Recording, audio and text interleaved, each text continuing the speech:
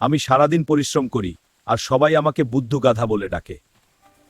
একটা গাধার গর্বের গল্প যে শেষ পর্যন্ত বুঝতে পারে তার আসল মূল্য কোথায়। নূরপুর গ্রামে কৃষকের একটা গাধা ছিল, তার নাম বুদ্ধু। সে প্রতিদিন কৃষকের জন্য অনেক কাজ করত। সারাদিন ধান বয়ে আনি, সার বয়ে নিয়ে যাই, কিন্তু কেউ আমার প্রশংসা করে না। দেখো ভাইয়েরা, আমি কত পরিশ্রম করি, অথচ সবাই আমাকে বুদ্ধু বলে। আমার নামটা পর্যন্ত সুন্দর না। দেখ গাধা, আমি রাজার ঘোড়া, আমাকে সোনার জিন পরিয়ে চবে, আর তুই শুধু মাঠে ময়লা বয়ে বেড়াস। তুই তো সত্যিই সুন্দর, তুই তো শুধু দেখতে সুন্দর। আমি না থাকলে এই গ্রামের মানুষ খেতে পেত না। আমি ধান বয়ে আনি, সার বয়ে নিয়ে যাই। ঝড় আসছে, আমি পালাই। আমি এখানেই থাকব, আমার মালিকের জিনিস আমি রক্ষা করব।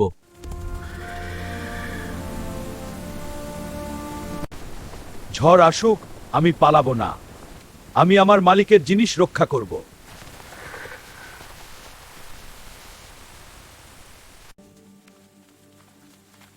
বুদ্ধু, তুই এখানে দাঁড়িয়ে আছিস, ঘোড়াটা তো পালিয়ে গেছে।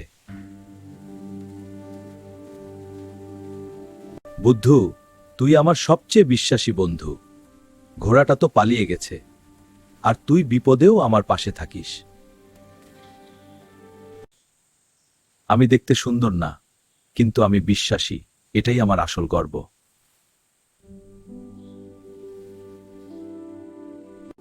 আমি দেখতে সুন্দর না, কিন্তু আমি বিশ্বাসী, আমি পরিশ্রম করি, এটাই আমার আসল গর্ব। আল্লাহ যাকে যে কাজ দিয়েছেন, সেই কাজ ঠিকমতো করলে সে কখনো ছোট হয় না। গাধাও যদি নিজের কাজ ঠিকমতো করে, তাহলে সে ঘোড়ার চেয়েও অনেক বেশি মূল্যবান।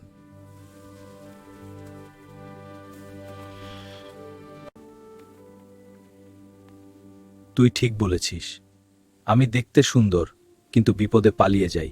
তুই অনেক বড়।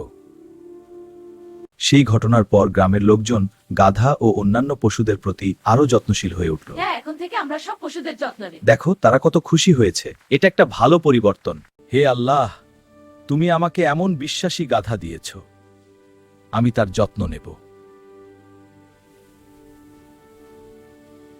দেখতে সুন্দর হওয়ার চেয়ে বিশ্বাসী ও পরিশ্রমী হওয়া অনেক বড় গুণ। আল্লাহ যাকে যে কাজ দিয়েছেন, সেই কাজ ঠিকমতো করলে সে কখনো ছোট হয় না।